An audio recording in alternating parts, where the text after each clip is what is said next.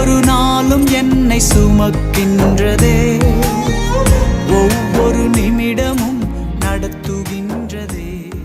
ஆதலால் நாம் இரக்கத்தை பெறவும் ஏற்ற சமயத்தில் சகாயம் செய்யும் கிருபையை அடையவும் தைரியமாய் கிருபாசன தண்டையிலே சேரக்கடவோம்.